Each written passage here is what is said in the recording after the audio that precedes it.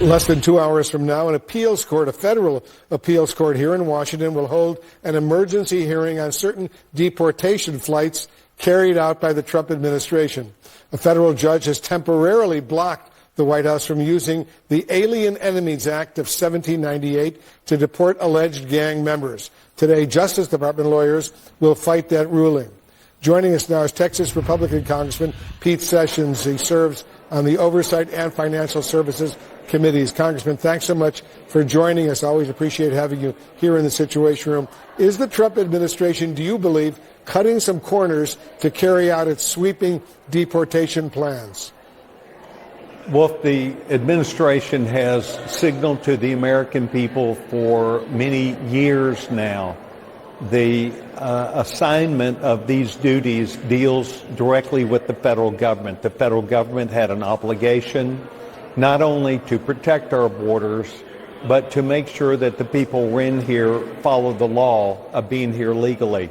The president has been strenuous about his viewpoint that the people that were here needed to be removed. The American people understood this not only as they went to the polls, but as they celebrated a change in policy.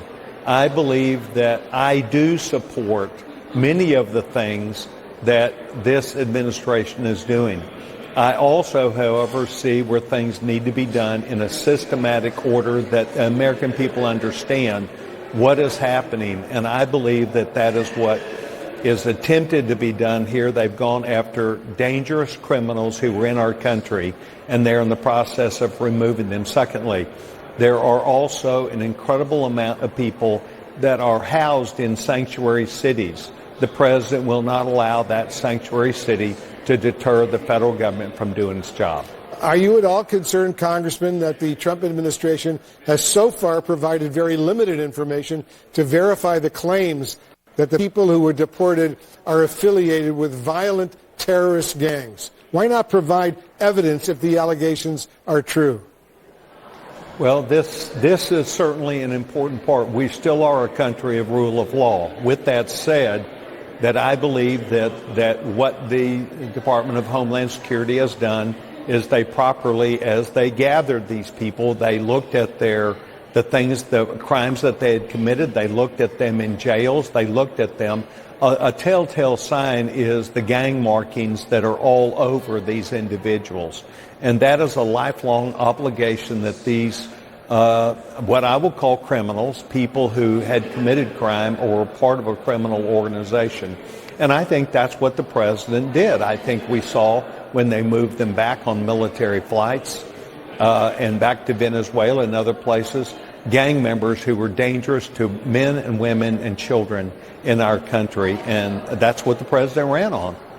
A source is telling CNN that the Internal Revenue Service, the IRS, is very close to finalizing an agreement with the Department of Homeland Security to help locate migrants simply suspected of being in the U.S. illegally. Are you comfortable with the use of IRS information, very sensitive personal information, which breaks decades of assurances that this information would remain private? Wolf, let me say this. We saw where the president had a conversation with the American people on the night of the State of the Union. At that night, he spoke about thousands, maybe hundreds of thousands of Social Security numbers that were assigned to people, quote, over 100 years old. Our Social Security number system is old. It does not work well. As part of a process of doing the right thing, I think we need to get our Social Security numbers to know who they are and how they reside. Does it concern me that we're sharing information? No. Does it concern me that we fix the problem but have an answer for that other than just necessarily deportation? Yes. And so I, as a member of Congress, would be interested in knowing how are we going to fix the problem for the integrity of Social Security. Yes, sir, I am in favor of a 100% or close to that audit that can be done. Well, do you have any concerns, Congressman, that by having the IRS provide this sensitive information to ICE, undocumented immigrants will be far less likely to pay taxes? Well, of course, and that is something, and I go to that with the statement I just made. We need to know how we intend to look at this. As you'll recall, the president spoke about a system of first taking people who were criminals out of our jails. Secondly, he spoke about those people who had received an order to remove them from the country. And then thirdly, those people who were dangerous criminals. Now you're getting to the point, and they are too, of developing their ideas about how they will handle these people. We've got them in agricultural product services all over this country. They better figure that out, how they intend to deal with someone when they find they've got a bad Social Security number. On a very, very different issue, I want to get your thoughts before I let you go, Congressman.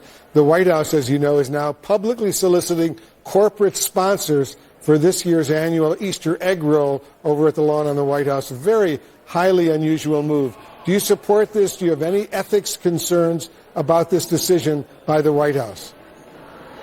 Wolf, I'm delighted that the ethics experts, and we do need them, have raised the flags. I think it's now up to the White House to define what that might look like. The White House Historical Society gets about $7.5 million a year.